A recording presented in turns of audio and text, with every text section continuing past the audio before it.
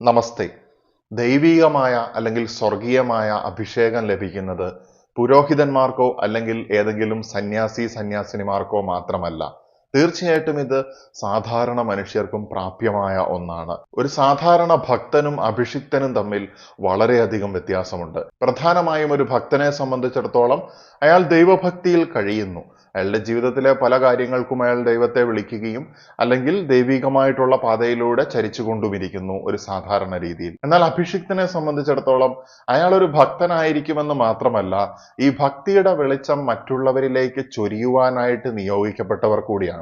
അത്തരത്തിൽ ദൈവികമായ അല്ലെങ്കിൽ സ്വർഗീയമായ രീതിയിൽ അഭിഷിക്തരായിട്ടുള്ള ആളുകൾ, മറ്റൊരു തരത്തിൽ പറഞ്ഞാൽ ആത്മീയതയിൽ അഭിഷിക്തരായിട്ടുള്ള ആളുകളുടെ പ്രത്യേകതകളാണ് ഈ വീഡിയോയിൽ വിവരിക്കാനായിട്ട് പോകുന്നത്. പലരും കരുതുന്നത് പോലെ ഏതെങ്കിലും ഒരു പുരോഹിത ശ്രേഷ്ഠനിൽ നിന്നോ അല്ലെങ്കിൽ ഒരു ഗുരു ശ്രേഷ്ഠനിൽ നിന്നോ എന്തെങ്കിലും രീതിയിലുള്ള അനുഗ്രഹങ്ങൾ അല്ലെങ്കിൽ അവരിൽ നിന്ന് ഊർജം സ്വീകരിക്കുന്ന സമയത്ത് അല്ലെങ്കിൽ തലയിൽ കൈവച്ച് പ്രാർത്ഥിക്കുന്ന സമയത്ത് എന്തെങ്കിലും രീതിയിലുള്ള മതപരമായിട്ടുള്ള ചടങ്ങുകളിലൂടെ കടന്നു പോകുന്ന സമയത്ത് എന്തെങ്കിലും രീതിയിലുള്ള സ്ഥാനങ്ങൾ കൈമാറുകയോ നൽകുകയോ ചെയ്യുന്ന സമയത്ത് അല്ലെങ്കിൽ നെറ്റിയിൽ കൈവച്ച് കുണ്ടലിനി ശക്തി ഉണർന്നു എന്ന് പറയുന്ന സമയത്ത് ആ സമയത്ത് ഒരു എക്സ്ട്രാറ്റിക് ഫീലിംഗ് ഉണ്ടാകുന്ന സമയത്തൊന്നുമല്ല അഭിഷിക്തമാകുന്നത് അല്ലെങ്കിൽ ഈ അഭിഷേകം കൈമാറുന്നത്. തീർച്ചയായിട്ടും ഇത് മനുഷ്യനും ദൈവവും അല്ലെങ്കിൽ നിങ്ങളും സൃഷ്ടാവും തമ്മിലുള്ള ബന്ധത്തിനെ അടിസ്ഥാനപ്പെടുത്തിയാണ്.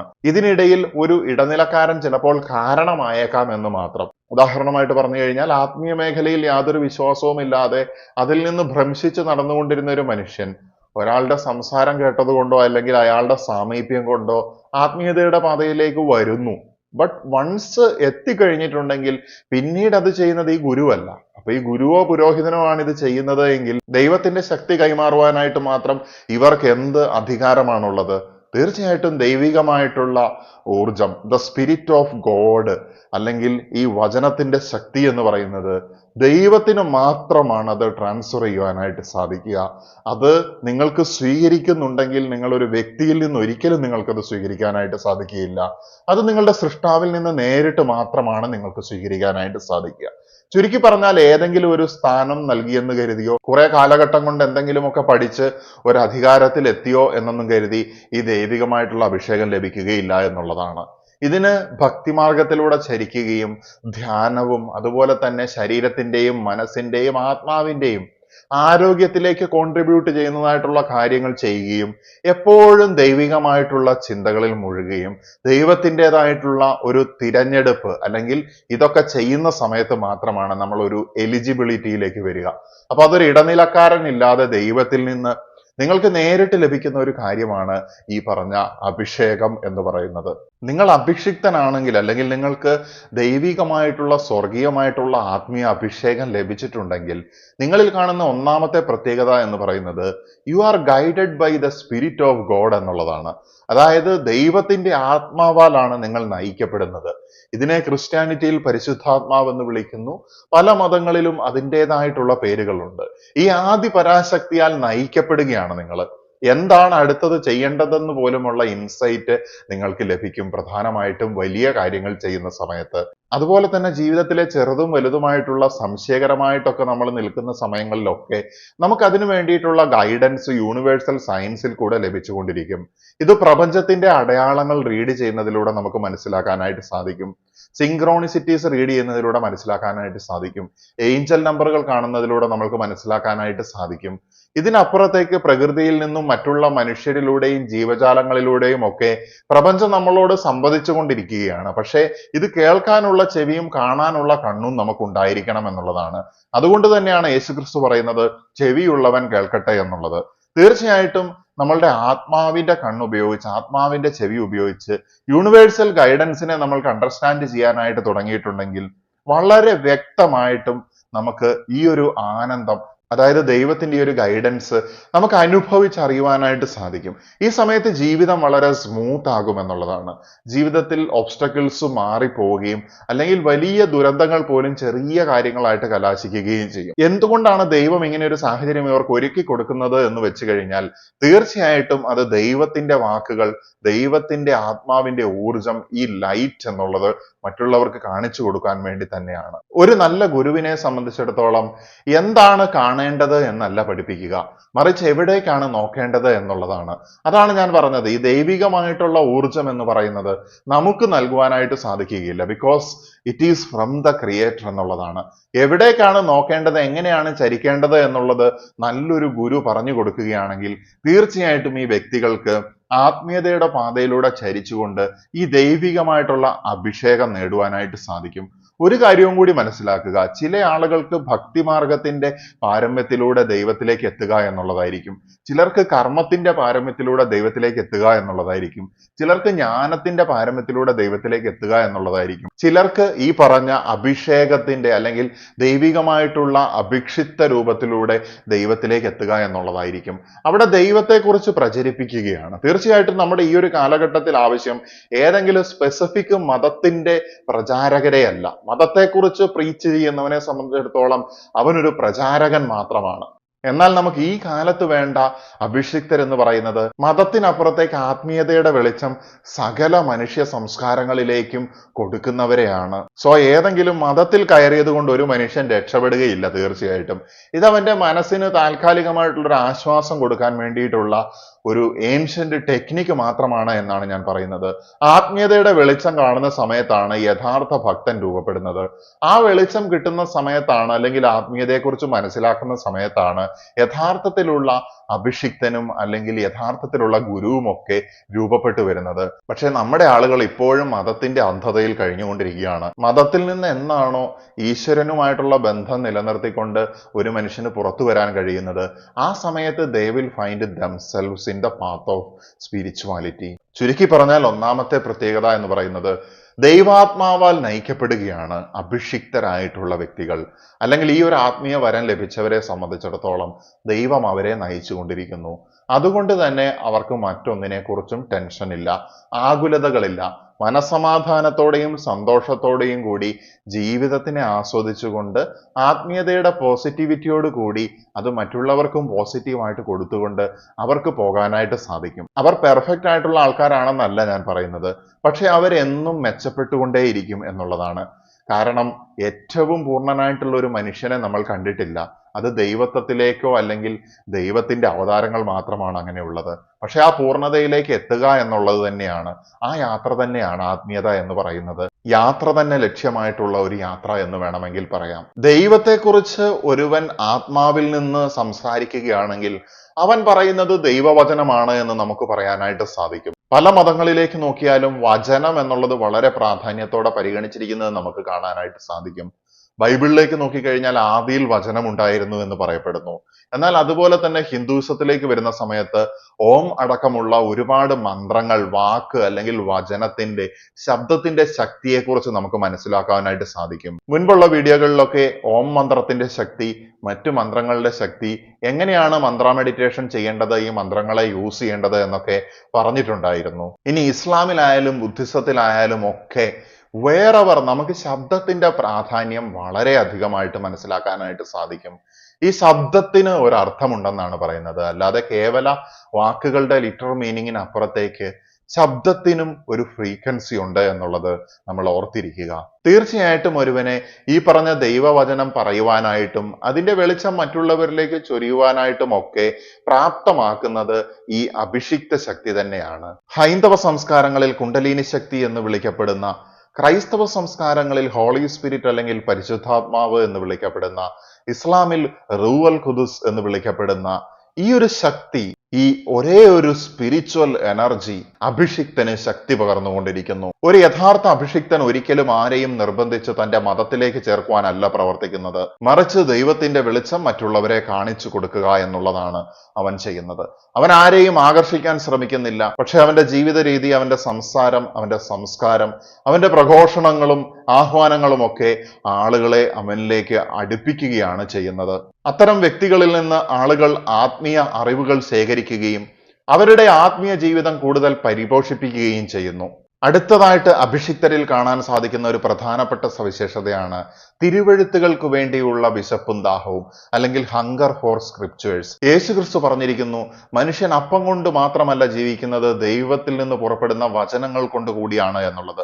സോ ദി സ്ക്രിപ്ചേഴ്സ്, വചനങ്ങൾ എന്ന് പറയുന്നത് അത് വേദങ്ങളാകാം, ഭഗവത്ഗീതയാകാം, മറ്റു പുരാണങ്ങളാകാം, വിശുദ്ധ ബൈബിളാകാം, വിശുദ്ധ ഖുറാനാകാം, അല്ലെങ്കിൽ ബുദ്ധിസവും ജൈനിസവും ഒക്കെ ആയിട്ട് ബന്ധപ്പെട്ടിട്ടുള്ള പ്രധാനപ്പെട്ട ബുക്കുകളും, ഇവയ്ക്കൊക്കെ അപ്പുറത്തേക്കുള്ള സംശുദ്ധമായിട്ടുള്ള ആത്മീയ ജ്ഞാനം പകരുന്നതായിട്ടുള്ള ഏത് തരത്തിലുള്ള ലിഖിതങ്ങളും അവർക്ക് ആത്മീയ അറിവുകൾ നൽകിക്കൊണ്ടിരിക്കുന്നു. ഈ അറിവ് ഉൾക്കൊള്ളുന്ന സമയത്താണ് ഇവർക്ക് കൂടുതൽ ഊർജപ്പെടുവാനും ഉയരങ്ങളിലേക്ക് പോകുവാനും മുന്നോട്ട് കുതിക്കുവാനും മറ്റുള്ളവരിലേക്ക് കോൺഫിഡൻസോട് കൂടി വെളിച്ചം പകരാനായിട്ടും സാധിക്കുന്നത്. തിരുവെഴുത്തുകൾക്ക് വേണ്ടിയുള്ള അല്ലെങ്കിൽ ആത്മീയ ജ്ഞാനത്തിന് വേണ്ടിയുള്ള ഈ ഒരു വിശപ്പും ദാഹവും ഇല്ല എന്നുണ്ടെങ്കിൽ, ഈ ഒരു തേഴ്സ്റ്റ് ഇല്ല എന്നുണ്ടെങ്കിൽ, ആ വ്യക്തിയിൽ ആത്മീയ ജീവിതത്തിന് ഒരു സ്റ്റക്ക് അല്ലെങ്കിൽ ഒരു സ്പിരിച്വൽ ഡെത്ത് തന്നെ സംഭവിക്കുകയാണ്. അല്ലെങ്കിൽ ആത്മീയ ജ്ഞാനം സ്വായത്തമാക്കാനുള്ള ഒരു തേഴ്സ്റ്റ് ഉണ്ട് എന്നുണ്ടെങ്കിൽ അവിടെ സ്പിരിച്വൽ ലൈഫ് ആരംഭിക്കുകയാണ്, അല്ലെങ്കിൽ ആത്മീയമായിട്ട് അയാൾ ജീവിക്കുകയാണ് എന്നുള്ളതാണ്. അഭിഷിക്തരുടെ അടുത്തതായിട്ടുള്ള പ്രത്യേകത എന്ന് പറയുന്നത് ആത്മീയതയെ പ്രഘോഷിക്കുകയും പ്രസംഗിക്കുകയും ചെയ്യുന്നതിനപ്പുറത്തേക്ക് പ്രവൃത്തി എന്നുള്ളതാണ്. തീർച്ചയായിട്ടും സാന്ത്വനം നൽകുന്ന മേഖലകളിൽ, ഒരു കൈ മറ്റൊരുവന് വേണ്ടി നീട്ടിക്കൊടുക്കുന്നതായിട്ടുള്ള അവസരങ്ങളിൽ, അതായത് laying hand on other people എന്നാണ് പറയുന്നത്, മറ്റുള്ള മനുഷ്യർക്ക് വേണ്ടിയും സഹജീവികൾക്ക് വേണ്ടിയും ഒരു കരം അവന് നീട്ടിക്കൊടുക്കാനായിട്ടുള്ള മനസ്ഥിതി ഉണ്ടായിരിക്കും എന്നുള്ളതാണ്. അത് ഭൗതികമായിട്ടുള്ള ഹീലിംഗ് ആയിരിക്കാം, ആത്മീയമായിട്ടുള്ള സുഖപ്പെടുത്തലുകളായിരിക്കാം, മാനസികമായിട്ടുള്ളതും വൈകാരികമായിട്ടുള്ളതുമായിട്ടുള്ള സുഖപ്പെടുത്തലുകളുമായിരിക്കാം. തീർച്ചയായിട്ടും അഭിഷിക്തർ പ്രവർത്തിച്ചു കൊണ്ടിരിക്കുന്നു എന്നാണ് ഞാൻ ഉദ്ദേശിക്കുന്നത്. മറ്റുള്ളവർക്ക് സാന്ത്വനമേകുന്ന രീതിയിലുള്ള പ്രവൃത്തി ഇല്ല എന്നുണ്ടെങ്കിൽ അവരെ നമുക്ക് അഭിഷിക്തർ എന്ന് വിളിക്കാനായിട്ട് സാധിക്കില്ല. ചിലപ്പോൾ ഭക്തരെന്ന് വിളിക്കാനായിട്ട് സാധിച്ചേക്കാം. എന്നാൽ ഒരു ഭക്തനെ പോലും പൂർണ്ണതയിലേക്ക് എത്തിക്കുന്നത് മറ്റുള്ളവരെ സഹായിക്കുന്ന സമയത്താണ് എന്നുള്ളത് മനസ്സിലാക്കുക. അടുത്തതായിട്ടുള്ള കാര്യം എന്ന് പറയുന്നത് ഡെലിവറൻസ് ബേസിലും അല്ലെങ്കിൽ പ്രൊഫറ്റിക് ആയിട്ടുള്ള പ്രവചന മേഖലകളിലുമൊക്കെ അത്ഭുതങ്ങൾ സൃഷ്ടിക്കാനായിട്ട് അഭിഷിക്തർക്ക് സാധിക്കും എന്നുള്ളതാണ്. ഇവരെ സംബന്ധിച്ചിടത്തോളം വളരെയധികം ശക്തമായിട്ടുള്ളതും തീക്ഷ്ണതയുള്ളതുമായിട്ടുള്ള ദാർശനികതയുണ്ടായിരിക്കും. ഭാവിയെക്കുറിച്ച് കാണാനുള്ള ഒരു ഉൾക്കണ്ണ് അല്ലെങ്കിൽ ഒരു അന്തർജ്ഞാനം ഇവർക്ക് തീർച്ചയായിട്ടും ഉണ്ടായിരിക്കും. അതുകൊണ്ട് വരാൻ പോകുന്ന കാര്യങ്ങളെയും നിലവിലുള്ള ചതിക്കുഴികളെയും ഒക്കെ ചൂണ്ടിക്കാണിക്കുവാനായിട്ട് ഇവർക്ക് സാധിക്കും എന്നുള്ളതാണ്.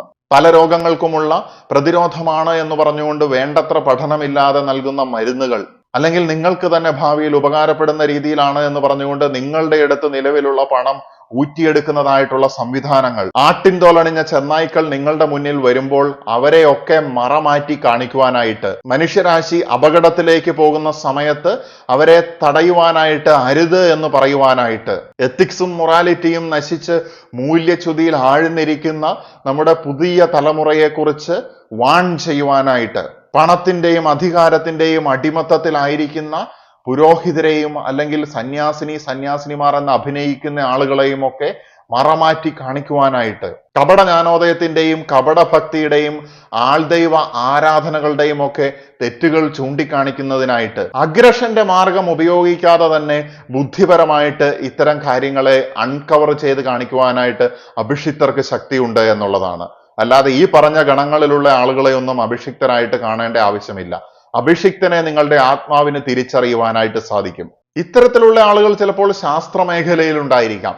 അവർ പൂർണ്ണമായും ആത്മീയതയുടെ മേഖലയിൽ മാത്രം ചരിക്കുന്നവരാണെന്ന് യാതൊരു നിർബന്ധവുമില്ല.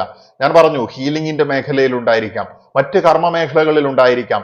ഇവർ ഒരുപക്ഷെ നമ്മളെ ചൂണ്ടിക്കാണിച്ചിട്ടുണ്ട്, നമ്മൾ ഈ മരങ്ങളൊക്കെ മുറിച്ചു മാറ്റി നമ്മളുടെ ഭൂമിയെ ഇങ്ങനെ കൊണ്ടുപോവുകയാണെങ്കിൽ ഭാവിയിൽ ഈ വരുന്ന പ്രശ്നങ്ങളൊക്കെ ഉണ്ടാകും. വർഷങ്ങൾക്ക് മുൻപ് അവർ പറഞ്ഞത് നമ്മൾ അനുഭവിച്ചു കൊണ്ടിരിക്കുകയാണ്. ഫ്രാൻസിസ് അസീസിയെ പോലെയും മദർ തെരേസയെ പോലെയും അതുപോലെ തന്നെ APJ അബ്ദുൽ കലാമിനെ പോലെയും കേരളത്തിനെ ഭ്രാന്താലയം എന്ന് വിളിച്ചിട്ടുള്ള വിവേകാനന്ദനെ പോലെയും എത്രയോ ദാർശനികരാണ് നമ്മളുടെ ഇടയിലൂടെ കടന്നുപോയത്. അവരെല്ലാം നമ്മളെ നന്മയിലേക്ക് വിളിച്ചുകൊണ്ടിരുന്നു. പക്ഷേ മനുഷ്യൻ അവരെ കേട്ടില്ല. സ്വാതന്ത്ര്യത്തിലേക്ക് നമ്മളെ നയിച്ചിട്ടുള്ള ഗാന്ധിജിയോട് പോലും ചിലരെങ്ങനെയാണ് പെരുമാറിയിട്ടുള്ളത് എന്ന് നമുക്കറിയാം. സാധുജീവിതം നയിക്കുന്ന മഹർഷിമാരെയും പരിശുദ്ധ ജീവിതം നയിക്കുന്ന പുരോഹിതന്മാരെയും സന്യാസിനികളെയും സൂഫികളെയും ഒക്കെ ഇന്ന് പലരും അധിക്ഷേപിക്കുന്നത് നമുക്ക് കാണുവാനായിട്ട് സാധിക്കും. ശാസ്ത്രത്തിന്റെ അല്പജ്ഞാനം വെച്ചുകൊണ്ട് പഴമയുടെ ശ്രേഷ്ഠ ജ്ഞാനത്തെ അവഗണിക്കുന്നതും അവഹേളിക്കുന്നതും നമുക്ക് നമുക്കിന്ന് കാണുവാനായിട്ട് സാധിക്കും. തീർച്ചയായിട്ടും ഒരു മനുഷ്യന്റെ പൂർണ്ണമായിട്ടുള്ള വിജയത്തിന് ഇപ്പോഴത്തെ ശാസ്ത്രീയ അറിവുകൾ മാത്രം ഉപയോഗിച്ചു കഴിഞ്ഞാൽ മുന്നോട്ട് പോകുവാനായിട്ട് സാധിക്കില്ല എന്നുള്ളത് ഞാൻ വ്യക്തിപരമായിട്ടുള്ള വീക്ഷണത്തിലൂടെ ഇവിടെ സ്റ്റേറ്റ് ചെയ്യുകയാണ്. അതിനപ്പുറത്തേക്ക് മനസ്സ്, ശരീരം, ആത്മാവ്, സ്പിരിച്വാലിറ്റിയും കൂടെ കടന്നു വരുമ്പോൾ മാത്രമേ അവിടെ ഒരു ഹോൾനെസ് ഉണ്ടാവുകയുള്ളൂ. ഒരുവൻ ശാസ്ത്രത്തിൽ അന്ധമായിട്ട് വിശ്വസിക്കുകയാണെങ്കിൽ, കഴിഞ്ഞ ദിവസം ഞാൻ ഒരു സ്ഥലത്ത് ഒരാൾ എഴുതിയത് വായിക്കുകയുണ്ടായി, ഞാൻ ശാസ്ത്രത്തിൽ വിശ്വസിക്കുന്നു. ശാസ്ത്രത്തിലും വിശ്വസിക്കേണ്ട ഗതികേടാണ്. അതായത് മതത്തിൽ വിശ്വസിക്കുന്നു എന്ന് പറയുന്നത് പോലെ തന്നെ ശാസ്ത്രത്തെ നിങ്ങൾ വിശ്വസിക്കേണ്ട കാര്യമില്ല. നിങ്ങൾ കണ്ണിൻ മുന്നിൽ കാണുന്ന കാര്യങ്ങളെ നിങ്ങൾ ഗ്രഹിച്ചെടുത്താൽ മാത്രം മതി. അവിടെ വിശ്വാസത്തിന്റെ റോൾ ഇല്ല എന്നുള്ളതാണ്. ശാസ്ത്രീയമായിട്ടുള്ള കാര്യങ്ങളിൽ നമുക്ക് ദാർശനികതയോടുകൂടിയും പ്രതീക്ഷയോടുകൂടിയും നമുക്ക് മുന്നോട്ട് പോകാനായിട്ട് സാധിക്കും. പക്ഷെ ശാസ്ത്രം മാത്രമല്ല എല്ലാത്തിൻ്റെയും ആത്യന്തികമായിട്ടുള്ള അവസ്ഥ എന്ന് ഈ ആളുകൾ തിരിച്ചറിയുന്നില്ല എന്നുള്ളതാണ്. ശാസ്ത്രം വളരെ ചെറിയൊരു ഫ്രെയിംവർക്ക് ആണ് എന്ന് ഞാൻ പല വീഡിയോകളിലും പലതവണ പറഞ്ഞിട്ടുണ്ട്. ശാസ്ത്രത്തിനപ്പുറത്തേക്ക് ഒരുപാട് കാര്യങ്ങളുണ്ട്. നമുക്ക് കാണുവാനും കേൾക്കുവാനും കഴിയാത്തതും നമ്മൾ നിർമ്മിച്ചിട്ടുള്ള ടൂൾസ് ഉപയോഗിച്ചുകൊണ്ട് ഗ്രഹിച്ചെടുക്കാൻ പറ്റാത്തതുമായിട്ടുള്ളതാണ് നമ്മളുടെ ചുറ്റിനുമുള്ള മജോറിറ്റി ആയിട്ടുള്ള കാര്യങ്ങൾ എന്ന് മനസ്സിലാക്കേണ്ടിയിരിക്കുന്നു. ഒരു ഉറുമ്പ് പറയുകയാണ്, ഞാൻ ആയിരിക്കുന്ന ഈ പഞ്ചസാര ഭരണിയാണ് ശാസ്ത്രീയമായിട്ടുള്ള സത്യം എന്ന് പറയുന്നത് പോലെയാണ്. അതിനപ്പുറത്തേക്കുള്ള കാര്യങ്ങളൊന്നും ഉറുമ്പിന് കാണത്തുമില്ല, അതിന് ഗ്രഹിക്കാനും പറ്റുന്നില്ല. ഈ ഒരു അവസ്ഥയിലാണ് പല ആളുകളും ഇന്ന് ശാസ്ത്രത്തിൽ വിശ്വസിക്കുന്നത്. ശാസ്ത്രത്തിൽ വിശ്വസിക്കുന്നതിന്റെ മനസ്സൊരിക്കലും ഫ്രസ്ട്രേറ്റഡ് അല്ല. അതിന്റെ ഒരു ആവശ്യമില്ല. റിലാക്സ്ഡ് ആയിട്ട് ശാന്തമായിട്ട് കാര്യങ്ങളെ ഒബ്സർവ് ചെയ്യുക എന്നുള്ളതാണ്. റിലാക്സേഷനും ശാന്തതയും ഒരു മനുഷ്യനിലേക്ക് കടന്നു വരുന്ന സമയത്ത് അയാൾ സ്പിരിച്വൽ ആണ് എന്ന് പറയേണ്ടി വരും. നിങ്ങൾക്ക് മതത്തിനെതിരെ സംസാരിക്കുമ്പോൾ ശാസ്ത്രത്തിനെ കൂട്ടുപിടിച്ചാൽ മതത്തിന്റെ പല കാര്യങ്ങളെയും നിങ്ങൾക്ക് തകർക്കുവാനായിട്ട് സാധിക്കും. പക്ഷെ മതത്തിനെ തകർക്കുവാനായിട്ട് നിങ്ങൾക്ക് ശാസ്ത്രം മാത്രം പോരാ, ആത്മീയതയുടെ ബലം കൂടി നിങ്ങൾക്കുണ്ടെങ്കിൽ മതത്തിലെ പല വിഡ്ഢിത്തരങ്ങളെയും നിങ്ങൾക്ക് തുറന്നു കാട്ടുവാനായിട്ട് സാധിക്കും. ഇന്ന് ഒരുപാട് ആളുകൾ മതത്തിന്റെയും ചില പുരോഹിതന്മാരുടെയും ഒക്കെ ദുർവ്യാഖ്യാനങ്ങൾക്ക് അടിമപ്പെട്ടുകൊണ്ട് മതപരമായിട്ടുള്ള അന്ധതയിൽ കഴിയുകയാണ്. മതത്തിന്റെ പേരിൽ മനുഷ്യർക്കിടയിൽ വർഗീയതയുണ്ടാക്കുകയും പല വർഗങ്ങളായിട്ട് സഹജീവികളെ കാണുവാനായിട്ട് ശ്രമിക്കുകയും അതിന്റെ പേരിൽ തന്നെ സഹജീവികളെ ആക്രമിക്കുകയും ചെയ്യുക എന്നൊക്കെ പറയുമ്പോൾ എത്രമാത്രം ദുരിതമാണ്. ഈ ആക്രമണം അഴിച്ചുവിടുന്ന ഇത്തരത്തിലുള്ള വിശ്വാസ സംഹിതകൾ ദൈവത്തിൽ നിന്നുള്ളതാണോ അതോ പിശാചിൽ നിന്നുള്ളതാണോ എന്നുള്ളത് ചിന്തിക്കേണ്ട സമയം വളരെയധികം അതിക്രമിച്ചിരിക്കുന്നു. അതോറിറ്റി, ആധികാരികമായിട്ട് സംസാരിക്കാനുള്ള കഴിവ് അഭിഷിക്തർക്ക് ലഭിച്ചിരിക്കുന്ന ഒരു അനുഗ്രഹമാണ്. അഭിഷിക്തർക്ക് ഒരുപാട് അനുഗ്രഹങ്ങൾ ലഭിച്ചിട്ടുണ്ട്.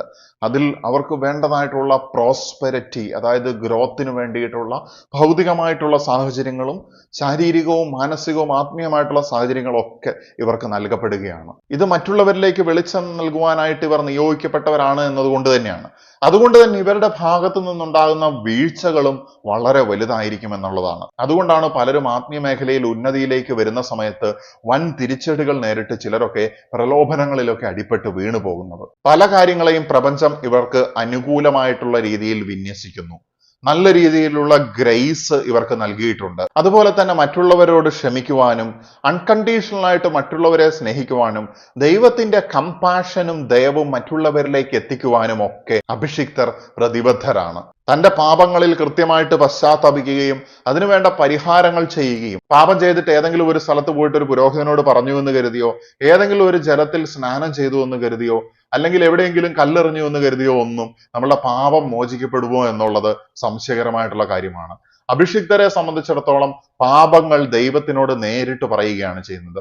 അതിൽ പശ്ചാത്തപിക്കുകയും പിന്നീട് ആ പാപം ചെയ്യാതിരിക്കുകയും ചെയ്യുക എന്നുള്ളതാണ് ഏറ്റവും പ്രധാനപ്പെട്ട കാര്യം. ചെയ്തു പോയ പാപത്തിന് പരിഹാരം സാധ്യമാണെങ്കിൽ അത് കർമ്മത്തിലൂടെ തിരുത്തുകയും ചെയ്യേണ്ടത് അനിവാര്യമാണ്. അഭിഷിക്തരെ സംബന്ധിച്ചിടത്തോളം അവർ അവരുടെ ജീവിതത്തിലെ പർപ്പസ് അല്ലെങ്കിൽ മറ്റുള്ളവരാൽ ഡയറക്റ്റ് ചെയ്തിട്ടല്ല അവർ മുന്നോട്ട് പോകുന്നത്. മനുഷ്യന്റെ പർപ്പസിനപ്പുറത്തേക്ക് സൃഷ്ടാവിൻ്റെതായിട്ടുള്ള പർപ്പസ് അത് നിറവേറ്റുവാനായിട്ട് അല്ലെങ്കിൽ അതിനുവേണ്ടി അവരെ തന്നെ പാത്രമാക്കുകയാണ് ചെയ്യുന്നത്. അതുകൊണ്ട് തന്നെയാണ് പറയുന്നത് എന്റെ ഹിതമല്ല നിന്റെ ഹിതം നിറവേറട്ടെ എന്നുള്ളത്. ഞാൻ കണ്ടിട്ടുണ്ട് ചില ആളുകൾ പ്രവചനം നടത്തുന്നതും രോഗശാന്തി ഫേക്ക് ആയിട്ട് നടത്തുന്നതും അതിനുശേഷം ഇതെല്ലാം അവർ പ്രാർത്ഥിച്ചതുകൊണ്ട് നടക്കുന്നതാണ്, അല്ലെങ്കിൽ അവരുടെ പ്രവചനം ശരിയാകുവാൻ വേണ്ടി അതിലേക്ക് പോകുന്ന പ്രവർത്തികൾ വരെ ചെയ്തിട്ടുള്ള സൈക്കോകളായിട്ടുള്ള മാനസിക പ്രശ്നമുള്ളവരെ പോലെ തോന്നിപ്പിക്കുന്നവർ പോലും ആത്മീയ മേഖലയിലുണ്ട് എന്നുള്ളതാണ്. ഇതിൽ നിന്നൊക്കെ വ്യത്യസ്തമായിട്ട് ദൈവികമായിട്ടുള്ള പർപ്പസ് യൂണിവേഴ്സിന്റെ ഗൈഡൻസോടുകൂടി ഫുൾഫിൽ ചെയ്യുന്നവരാണ് അഭിഷിക്തരായിട്ടുള്ള ആളുകൾ എന്ന് മനസ്സിലാക്കുക. തീർച്ചയായിട്ടും ഇന്ന് വളരെ കുറവാണ് യഥാർത്ഥത്തിൽ അഭിഷിക്തരായിട്ടുള്ള ആളുകളുടെ എണ്ണം എന്ന് പറയുന്നത്. യേശുക്രിസ്തുവിന്റെ ജീവിതത്തിലേക്ക് നോക്കുകയാണെങ്കിൽ പല സ്ഥലങ്ങളിലും അധികാരത്തോടു കൂടി സംസാരിക്കുകയും പ്രവർത്തിക്കുന്നതും കാണാനായിട്ട് സാധിക്കും. അതുപോലെ തന്നെ മറ്റുള്ളവർ അദ്ദേഹത്തെ നോക്കി പറയുന്നുണ്ട്, ഇവൻ എത്രമാത്രം അധികാരത്തിലാണ് പറയുകയും പ്രവർത്തിക്കുകയും ചെയ്യുന്നത് എന്നുള്ളത്. യേശുക്രിസ്തുവിന്റെ കാര്യത്തിൽ മാത്രമല്ല, നമ്മുടെ പ്രാചീന ഭാരതത്തിലേക്ക് വരികയാണെങ്കിലും സമീപകാല ഭാരതത്തിലേക്കൊക്കെ നോക്കുകയാണെങ്കിലും ഒക്കെ ശ്രീനാരായണ ഗുരുവിനെ പോലെയും വിവേകാനന്ദനെ പോലെയും രമണ മഹർഷിയെ പോലെയും ഒക്കെയുള്ള ഒരുപാട് വ്യക്തിത്വങ്ങളെ നമുക്ക് കാണുവാനായിട്ട് സാധിക്കും. ഒരിക്കലും ഇവർക്കൊന്നും അഹങ്കാരം ഉണ്ടായിരുന്നില്ല എന്നുള്ളതാണ് മറ്റൊരു പ്രത്യേകത. പക്ഷെ ഇന്നത്തെ പല ആത്മീയ നേതാക്കന്മാരെയും നോക്കൂ, അവർ അഹങ്കാരത്തിലും പണത്തിലും മാത്രമാണ് ജീവിക്കുന്നത്. പ്രശസ്തിയോടാണ് അവർക്ക് ആത്മീയ ജ്ഞാനമടങ്ങുന്ന തിരുവെഴുത്തുകളെക്കാളും കൂടുതൽ ദാഹമുള്ളത്. അതുപോലെ തന്നെ ഇവരിൽ അസൂയാലുക്കളെയും കാണുവാനായിട്ട് സാധിക്കും. പ്രാചീന ഭാരതത്തിലേക്കൊക്കെ നോക്കുകയാണെങ്കിൽ ഋഷിവര്യന്മാർ അവരെന്നും ഒറ്റക്കെട്ടായിരുന്നു. അവർ പരസ്പരം സഹകരിച്ചുകൊണ്ടായിരുന്നു മുന്നോട്ട് പോയിക്കൊണ്ടിരുന്നത്. ഒരാൾ മറ്റൊരാളെ കുറ്റപ്പെടുത്തുന്നത് നമുക്ക് കാണുവാനായിട്ട് സാധിക്കുകയില്ല. എന്നാൽ ഇന്ന് ആത്മീയ ആചാര്യന്മാരുടെ ഇടയിലേക്ക് പോയി നോക്കൂ, മതത്തിന്റെ ബാനറിലുള്ളവരാണ് ഭൂരിപക്ഷവും. ഇനി മതത്തിനപ്പുറത്തേക്ക് വന്നു എന്ന് പറഞ്ഞിട്ടുണ്ടെങ്കിൽ പോലും അവരിലും നമുക്ക് കാണുവാനായിട്ട് സാധിക്കും മതത്തിന്റെ നിഴലുകളും ചട്ടക്കൂടുകളും. അതുപോലെ തന്നെ അവരിൽ മത്സരത്തിന്റെയും വ്യഗ്രതയുടെയും അസൂയയുടെയും നിഴലുകളും നമുക്ക് കാണുവാനായിട്ട് സാധിക്കും. തീർച്ചയായിട്ടും ഇത്തരം കാര്യങ്ങളെയൊക്കെ ഓവർകം ചെയ്തിട്ടുള്ള ആളാണ് അഭിഷിക്തൻ എന്ന് പറയുന്നത്. അഭിഷിക്തമായിരിക്കുക എന്നത് ചെറിയൊരു കാര്യമല്ല. ദൈവത്തിന്റെ അഭിഷേകം ലഭിക്കുന്നത്, അല്ലെങ്കിൽ സ്വർഗീയമായ ആത്മീയ അഭിഷേകം ലഭിക്കുന്നത്, അഭിഷേകത്തിന്റെ അഗ്നി ലഭിക്കുന്നത് ഒരു തെരഞ്ഞെടുപ്പ് തന്നെയാണ്. യു ആർ ചോസൺ എന്നുള്ളത് തന്നെയാണ് ഏറ്റവും പ്രധാനപ്പെട്ട കാര്യം. അതുകൊണ്ട് സൃഷ്ടാവ് നമ്മളെ തിരഞ്ഞെടുത്തിട്ടുണ്ടെങ്കിൽ തീർച്ചയായിട്ടും ആ വഴിയിലൂടെ നമുക്ക് നടക്കുവാനായിട്ട് സാധിക്കും. ഈ നുകം വലിക്കുവാനായിട്ട് അത്ര വിഷമമുള്ളതല്ല. എന്നാൽ എളുപ്പത്തിൽ ചെയ്തു തീർക്കണമെങ്കിൽ പ്രാവുകളെ പോലെ നിഷ്കളങ്കരും സർപ്പങ്ങളെ പോലെ വിവേകികളുമായിരിക്കണം ഈ ഒരു കാലഘട്ടത്തിൽ. എല്ലാവരുടെ ഉള്ളിലുമുണ്ട് ഈ അഭിഷേകത്തിന്റെ വെളിച്ചം എന്ന് പറയുന്നത്. പക്ഷെ അത് ഓരോരുത്തരുടെ ജീവിത സാഹചര്യങ്ങൾ, ജന്മം, കർമ്മം ഇവയൊക്കെ ആസ്പദമാക്കിയിരിക്കുന്നു. തീർച്ചയായിട്ടും ഞാൻ മനസ്സിലാക്കുന്നത് ആത്മീയത എന്ന് പറയുന്നത് പരിണാമത്തിലേക്കുള്ള ഒരു വിളി തന്നെയാണ്. അതുകൊണ്ട് ഈ ഒരു നവയുഗത്തിൽ പരിണാമത്തിന്റെ ജ്ഞാനോദയത്തിലേക്ക് നമുക്ക് പ്രവേശിക്കാനാകട്ടെ എന്ന് പറഞ്ഞുകൊണ്ട് നിർത്തുകയാണ്. നമസ്തേ.